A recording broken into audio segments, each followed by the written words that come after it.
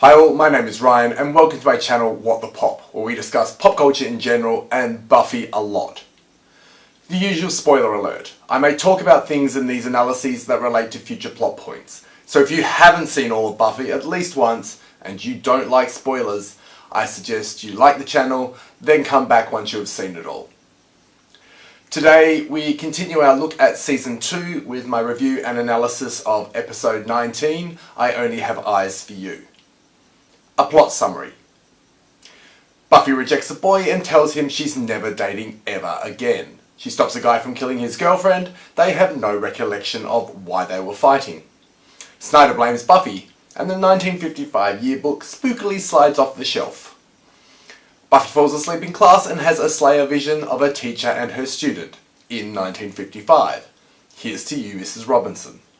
Her actual teacher gets chalkboard Tourette's and probably thinks he's had a stroke. Xander gets attacked by a locker monster. I'll have you know I was just accosted by some kind of, locker monster. Loch Ness Monster. Locker monster is what he said. But it wasn't really a monster. It was like this big arm that came out of the locker, but then when we opened it again, it was gone. Nothing. Everyone else is just, oh well, it's Sunnydale. Giles thinks the poltergeist is Jenny. Angelus has got himself a new pad and continues mocking Spike. George the janitor and Miss Frank start the same quarrel as the teenagers from earlier. A gun magically appears and he shoots her. Giles hears a voice, hears the gun, and stops George from escaping. Giles insists the poltergeist is Jenny. The rest of the Scoobies do some actual research and identify it as James Stanley. Buffy thinks he doesn't deserve any sympathy. She hath no mercy to give. Suddenly snakes are everywhere. Cordelia gets bitten and the school is evacuated. Snyder and the cops know about the Hellmouth and check it by name. While trying a Mangus triangle, spooky stuff happens. Suddenly, there's wasps, and the school is abandoned. Buffy says James wants forgiveness, but he doesn't deserve it. James's ghost calls to her, and she goes to the school. James possesses Buffy, Grace possesses Angelus, Juffy and Grangel go through the death scenario, and Grangel tumbles off the balcony. Juffy goes to the music room to end it all, but Grangel is a vampire and still alive. Grangel apologises, says it's their fault, Juffy and Grangel kiss, saliva is definitely swapped. The haunting ends, Angelus returns and runs off. Buffy doesn't understand why Grace would forgive him, but it doesn't matter. As Angelus and Drew leave to hunt, Spike stands up dramatically. He's healed! Hallelujah!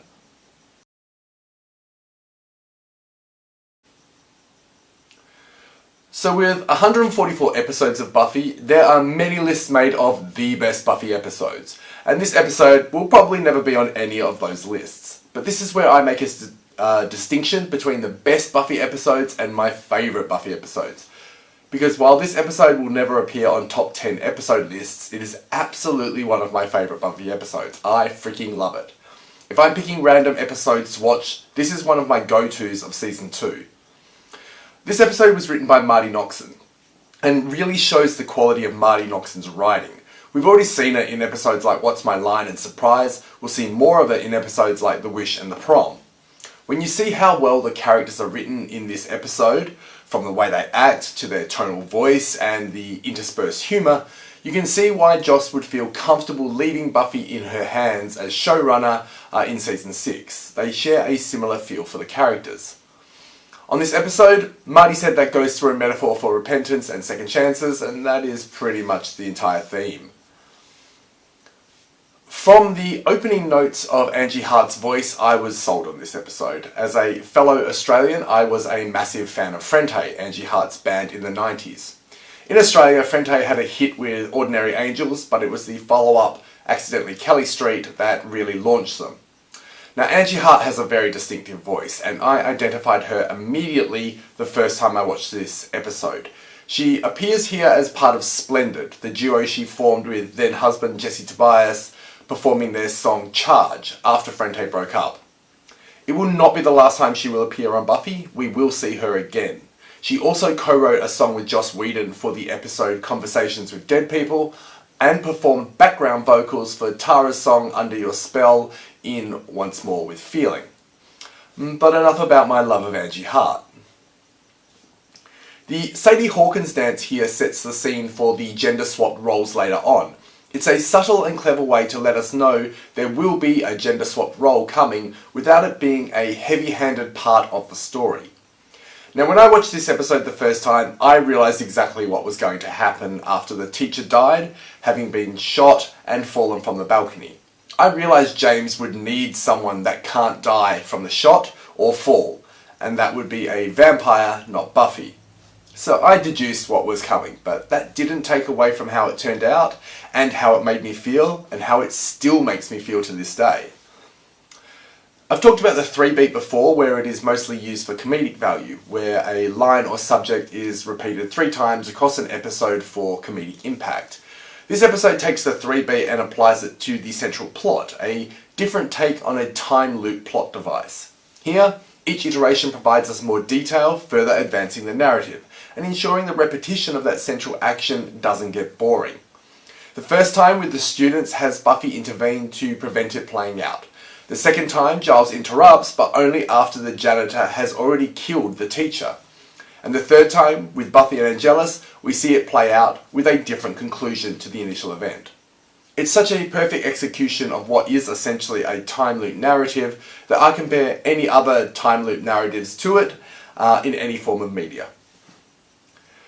The scene where Angelus plays Grace and Buffy plays James is one of my favourite scenes in all of Buffy. Buffy, already possessed by James, sees Angelus, and Sarah Michelle Gellar absolutely acts her butt off here. Then we get David coming in all cocky as Angelus, and then just flips a switch and becomes Grace, as Grace possesses him. Actually, I can. In fact,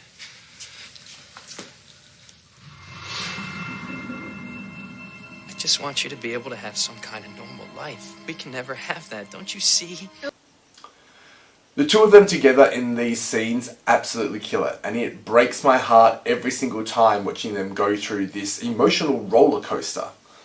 When she kills him and he falls from the balcony and James Buffy goes to the music room to commit suicide, when Angel Grace opens their eyes and goes and stops him, all of it is acted to perfection. The edits between the time periods, switching between Buffy and James and Angel and Grace, add to that feeling, just reiterating the tragedy of it all. It was David's acting in this scene that convinced Joss he would be able to lead his own show. Joss said, "I watched David very emotionally, unabashedly and poetically playing a woman, and in that moment was like, this guy can anchor a show." And I think we can all agree that David Boreanaz has proven he can anchor a show multiple times now.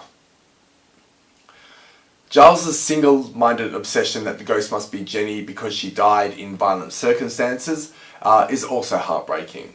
And this scene with Willow and Giles always gets to me. Are you alright? Giles, Jenny could never be this mean. I know. It's not her, is it? I'm sorry. This whole episode highlights how much Giles is missing Jenny, once again reinforcing that guilt within Buffy that it was her fault. Willow in this episode first displays what we see a lot of later on, a tendency to jump straight to magic rather than finding a real solution. Giles says in this episode that the way to get rid of a poltergeist is to help it resolve what is keeping it here, something that Buffy does in the end. Willow here goes straight to magic in the exorcism, and as Corley rightly points out, Quite. Exorcism. Are you crazy? I saw that movie. Even the priest died. like most times when Willow resorts to magic, instead of actually dealing with the situation properly, it goes badly. Xander and Cordelia serve mostly as comedic relief here, but it is in that comedic relief that Cordelia, as she so often bluntly does, highlights our theme. No. James destroyed the one person he loved the most in a moment of blind passion. And that's not something you forgive. No matter why he did what he did, and no matter if he knows now that it was wrong and selfish and stupid, it is just something he's gonna have to live with. He can't live with it, Buff. He's dead.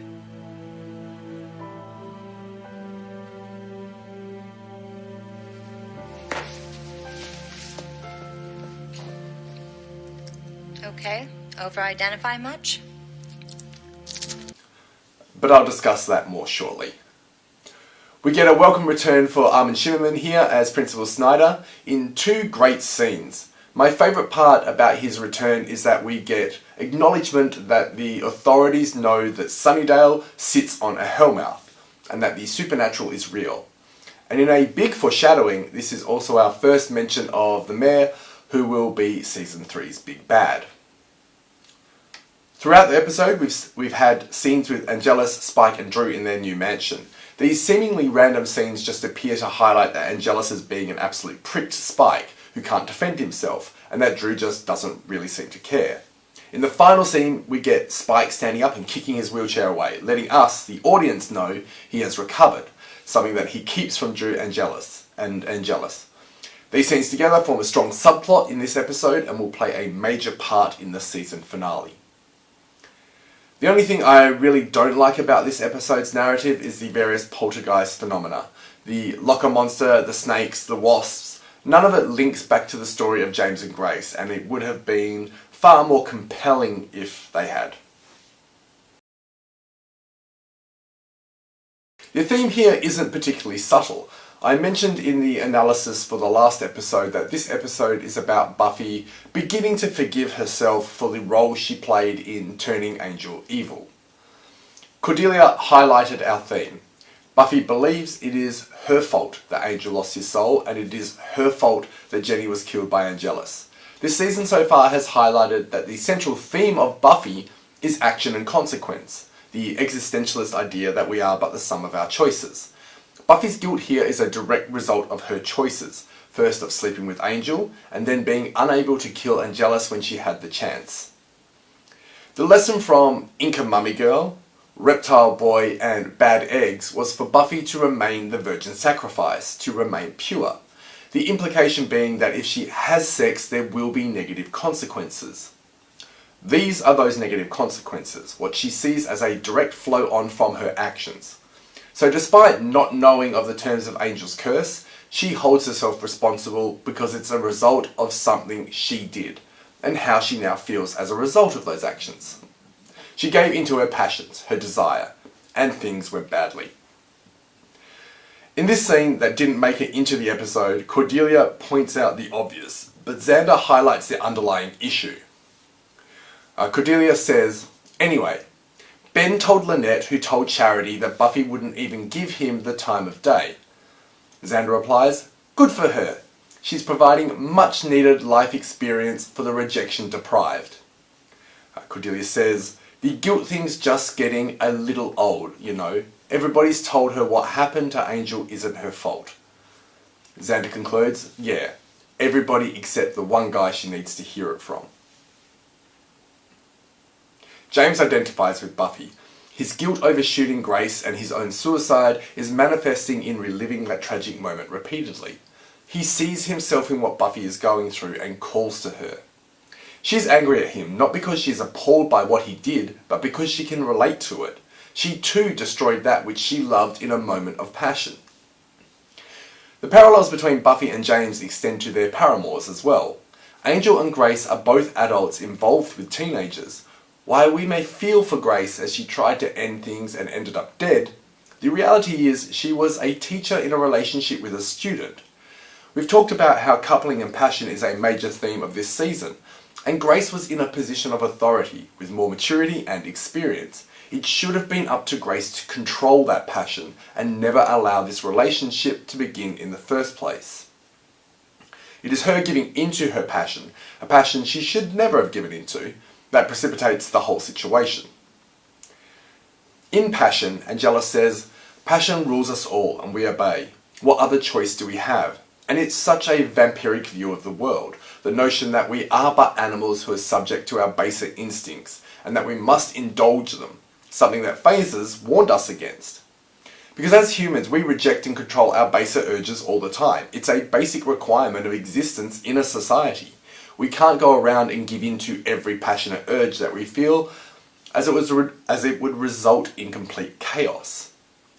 And like we were warned about in Bewitched, Bothered and Bewildered, obsession can be mistaken for love. James is experiencing that teenage hormone-driven longing for Grace, that love that borders on obsession, that results in love declarations such as Buffy uttered early in the season when she said to Angel about their future, "All I see is you." This is reflected in the song that plays while James Buffy prepared to commit suicide in the music room. "I Only Have Eyes for You" by the Flamingos has some fairly stalkery lyrics in it. "My love must be some kind of blind love. I can't see anything but you." This teenage infatuation, the idea that, as James says, love is forever, is an ideal that the reality of their situation could never cope with. The age difference between Grace and James is highlighted at the moment that James kills her. You know you don't want to do this.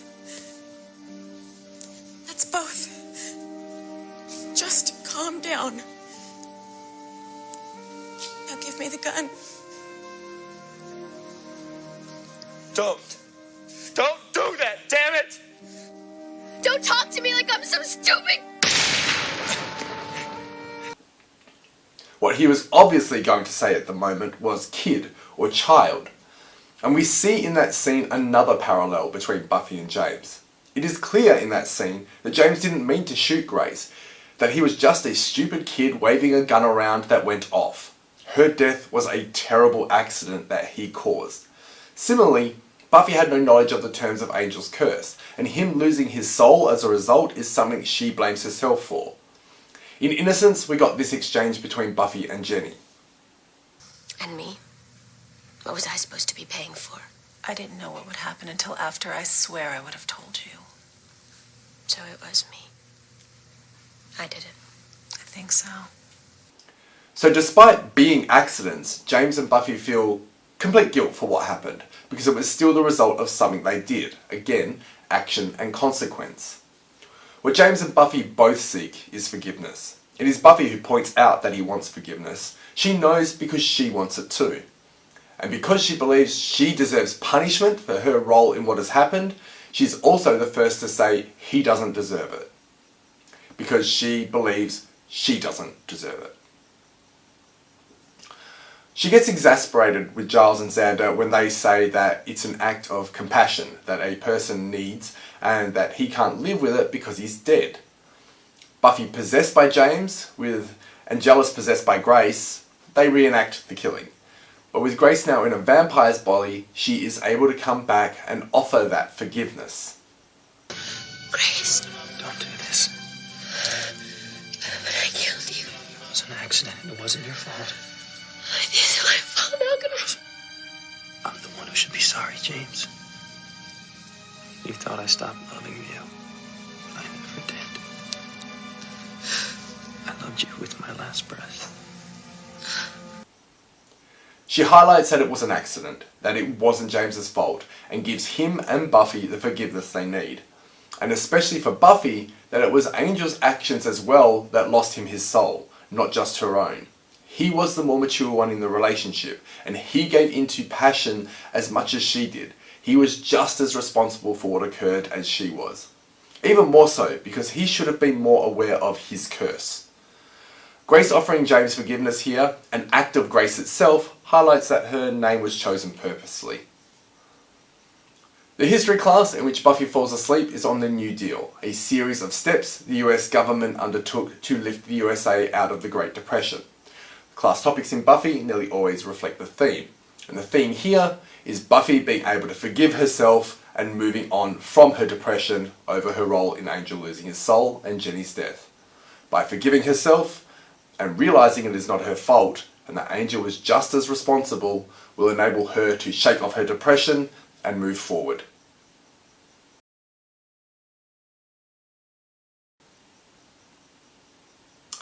In a major foreshadowing of events and further emphasising the parallels between the couples, the things that Grace says to James to break up are very similar to what Angel will say to Buffy in Season 3 episode The Prom. Both of these episodes were written by Marty Noxon, so it would have been intentional.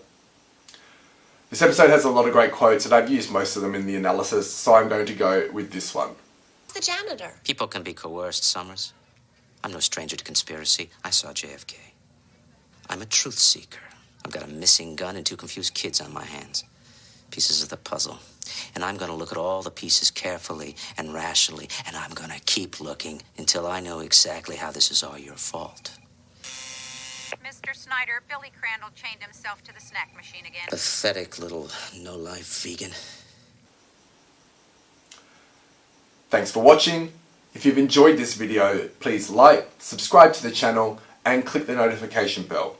It helps the channel a lot. You can also support the channel through Patreon. If you disagreed with anything I said or have anything to add, please put it in the comments below, and I'll see you next video.